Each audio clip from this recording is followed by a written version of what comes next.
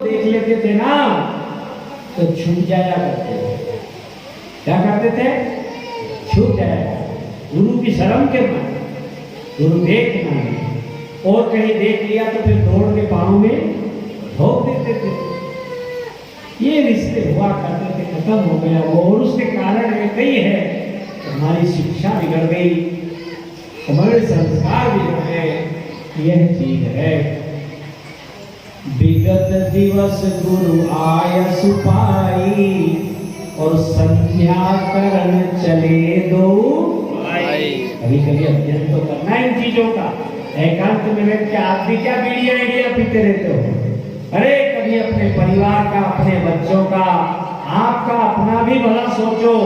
मैं अंदर से, जाली के अंदर से देखता रहता हूँ, 5-25 लोग यहाँ गायत्री मंदिर में बैठे रहते हैं, लेकिन उनका समय मैं ये सोचता हूँ कि जैसे बहुत कीमती गाय का घी आप रखोड़े पे डाल रहे हो। क्या डाल रहे हो? हाँ, और नाव में बैठ के एक मोहर से, ऐसे जोर से बोलो, एक मोहर से आपका आधा जीवन निकल सकता है। इतनी कीमती मोहर को आप नाव में बैठ के पानी में फेंक रहे हो। कहां फेंक रहे हो? जोर से बोलो। पानी में। कहां फेंक रहे हैं? पानी में। समझ में आई थोड़ी बहुत के लिए? नहीं आएगी, इतनी जल्दी नहीं आएगी। हमारी सांस रूपी मोहर, बच्चे बैठे हैं, यह सब नित्य प्रति मंदिरों में जाना चाहिए, प्रसाद देना चाहिए, भगवान के दर्शन करना चाहिए। घर में अगर होशियार हो गए तो बैठ के माला करना चाहिए। और थोड़े पढ़े लिखे हो गए, शब्द ज्ञान हो गया है तो रामायण का, गीता का पाठ भी करना। यहाँ से निर्माण होगा, स्कूलों से निर्माण होने वाला नहीं है। अगर आपको अपने बच्चे चाहिए तो, और केवल नौकर चाहिए तो सीताराम के नाम से पढ़ाओ लिखाओ और नौकर के लिए भेज दो, वहीं वो लव मैरिज कर लेगा। जय श्री राम, आप मरो तो मर जाओ, कोई बात ही नहीं हो। आइए संध्या करण चले दो भाई। जो सखी फूल बरसा रही थी, वह राम जी को संकेतों में निमंत्रण दे रही है। काय में? हाँ, कल प्रातः काल हमारी सीता जी इन्हीं पुष्पों की वाटिका में गिरजा पूजन करने आएंगी। अगर आप समझदार हो तो वहां पहुंचना। जानकी जी आपको देखें, आप जानकी जी को देखो, एक दूसरे को पसंद कर लो। उसके बाद का कार्यक्रम तो फिर हम अपनी तपस्या से आपको मिलाएंगे, कोशिश करेंगे कि आपका ब्याह हमारी सीता जी के साथ हो। ऐसा संकेत दिया, राम जी समझ भी गए, और समझ करके उन्होंने कहा तो और चौपाई में बोलूं नहीं बोलूं? जो सखी ने समय दिया था, इससे पहले नहीं लिखा ये हर सही बरसई सुमन, उसके बाद ये सब लिखा है कि समय जान गुरु आय सुपाई, लेन प्रसून चले दो। समय जान, जो सखी ने समय दिया था ना, तो देख करके सर पेपर कितनी बजे है? 7 बजे। क्या टाइम है पेपर का? 7 बजे। तो समय जान गुरु आय सुपाई, लेन प्रसून चले दो भाई। आओ, अब वो भी बताऊं? ये तो इधर का बता दिया, अब उधर का बताओ नहीं बताओ? बता दो वो भी तो सुन लो ध्यान से। ते ही अवसर, इधर के द्वार से तो राम जी, और इधर के द्वार से ते ही अवसर सीता तह आई, और गिरजा पूजन जननी पठाई। ते दो बंधु विलो के जाई, प्रेम मगन सीता पर आई। ऐसा कह करके सीता जी ने राम जी को, राम जी ने सीता जी को खूब देखा है और देख करके वापस माता जानकी गिरिजा जी से वरदान लेकर के तो घर पहुंचती हैं। राम जी से गुरु जी ने कहा, बेटा राम थोड़ा विलंब हो गया, क्या बात है, इतनी देर में फूल गए। ऐसा होता चेला, इस धरती में ऐसे ऐसे लोग हो चुके हैं, कल्पना मत करना खाली, हमारी धरती के ही लोग थे। आज का चेला किसी लड़की से प्रेम करेगा तो गुरु जी को बताएगा? जल्दी बताओ, नहीं बताएगा। राम जी ने क्या कहा और शब्द भी कौन सा है? राम सप्रेम का मुनि पानी। गुरु जी तो क्या केवल जिनके लिए यज्ञ हो रहा है ना, धनुष यज्ञ, वो जनक जी की बेटी भी उसी वाटिका में आ गई थी, हम फूल तोड़ रहे थे तो वो तो हमको देखने लग गए, हम उसे देखने लग गए, इसलिए देर हो। हमें बात कहने के लिए गुरु जी राम जी ने क्या शब्द लिखा है? राम सप्रेम का मुनि पाई, सरल स्वभाव छुआ छल नारी। छुआ भी नहीं, छल कपट नहीं, पास में भी नहीं खड़का। इतना पवित्र हृदय देख करके विश्वामित्र महामुनि, बोल दो यानी ज्ञानी महापुरुष है, उन्होंने कहा, रे राम अब इससे बड़ा देवता तीनों लोगों में कहां देखूंगा। फूल लिए राम जी के ऊपर ही सुमन पाए मुनि पूजा की, और पुनि आशीष दो भाई ने आशीर्वाद देके कहा, बेटा राम जब तक गंगा यमुना और ये धरती की अस्तित्व बना रहे तब तक तुम्हारा यश सारे संसार में फैलता रहे राम, ऐसा मेरा आशीर्वाद है। ऐसा आशीर्वाद दे करके और विश्वामित्र जी आशीर्वाद देते हैं, तब तक वहां से दूत आता है। दूत ने कहा, आप चलो, सब मंचनते मंचे सुंदर विशद विशाल, मुनि समेत दो मंजुका बैठा रे मही काल। जाके बिठाया, बिठा करके उधर से सीता जी आ गई। कौन आ गई? सीता जी भी आ गई।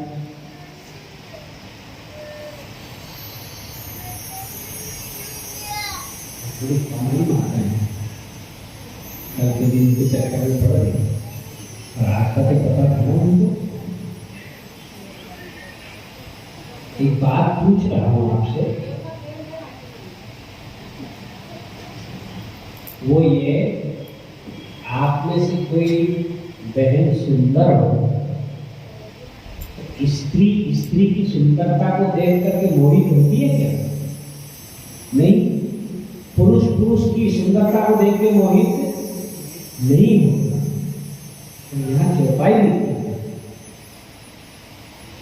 है, रंग भूमि जब सिय बकुधारी, देख रूप मोहे नर नारी। नर और नारी दोनों ही मोहित हो गए सीता जी के रूप को देखकर जब सीता जी आई तो। और इन्हीं संत ने उत्तरकांड में लिखा, हे गुरु जी मोहे नारी नारी के रूपा, और पन्नगारी यह चरित अनुरूपा। स्त्री के रूप को देख करके कभी स्त्री मोहित नहीं होती, फिर यहां कैसे हो? बहुत अच्छी बात कही, बोल रहस्यमयी है, शंका वाली है, इसलिए आपके अंदर जिज्ञासा हो समझ लेना और नहीं हो आगे बढ़ना। ठीक, चौपाई को ध्यान से एक बार करो। रंग भूमि जब सिय, पहले किसका नाम लिखा है एक बार बोल दो ढंग से। सिय, रंग भूमि जब सिय, और इधर से आए, इधर से तो आई सिय और इधर से आए पगुधारी। पगुधारी किसको बोलते हैं? भगवान श्री जिनके वक्ष में भृगु लता का चिन्ह बनाया पगुधारी है ना, समझ में आ रही बात नहीं? ठीक, इधर से तो आई सीय और इधर से आए पगुधारी। तो सीय को देख करके मोहित हुए नर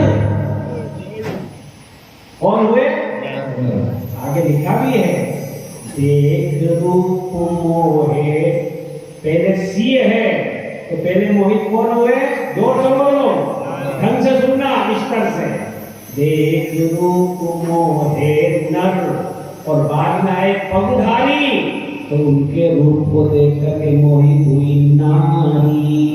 देख रूप मोहे नर नारी, वो रामचंद्र भगवान की जय।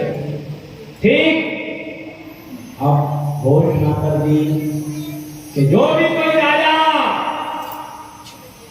धनुष उठा करके तोड़ देगा, उसके साथ में हमारे जनक जी जानकी जी का विवाह बिना विचारे बिना ही विचार वरे हट ते ही बिना विचारे ही कर देंगे।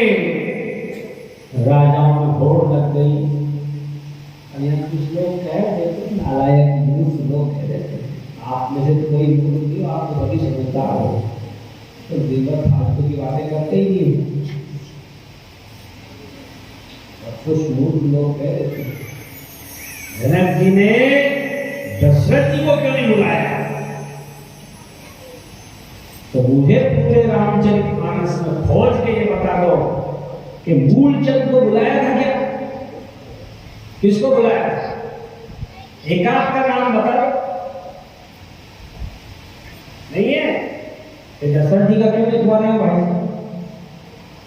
जब एक भी राजा का नाम नहीं है कि फलानी जगह निमंत्रण दिया था। ठीक, यहां कथा हो रही है, छिपरा में डोडी पिटवा दी, आसपास के गांव में डोडी पिटवा दी, कि यहाँ धर्मशाला में कथा हो रही है, जिनको आना हो कथा सुनना हो आ जाओ। व्यक्तिगत नाम तो पर्चे में किसी का लिखा क्या? ऐसे ही जनक जी ने वहां गांव गांव में शहर शहर में राजधानियों में डोडी पिटवा दी थी कि जनकपुर में एक धनुष यज्ञ हो रहा है, जिसको ब्याह करना हो, जो उसका उम्मीदवार हो और उस दायरे में हो, वो आराम से वहां आकर के अपने बल का परीक्षण कर सकता है। अब दशरथ जी के छछोरी नहीं हुए, उससे पहले ही पूरे हो गए थे? नहीं, जोर से बोलो, हाँ या नाम जवाब दो। हो गए थे? अच्छा, दशरथ जी चेले किसके हैं? इनके गुरु कौन है?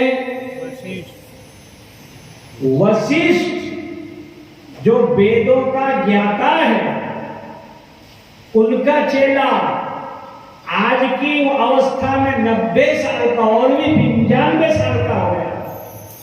आज की भाषा में उम्र बता रहा हूं, उस समय तो ज्यादा थी, लेकिन आज की भाषा में 95 साल के आदमी की स्थिति जानते हो क्या हो जाती है?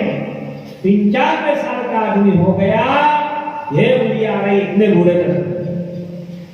ठीक, ऐसे दशरथ जी हो गए।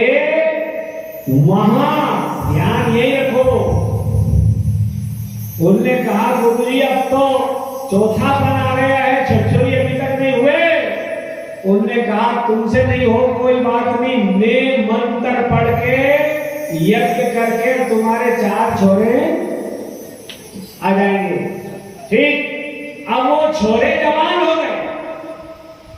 क्या हो गए? उसे बोलो, जवान। छोरे ब्याह लायक हो गए।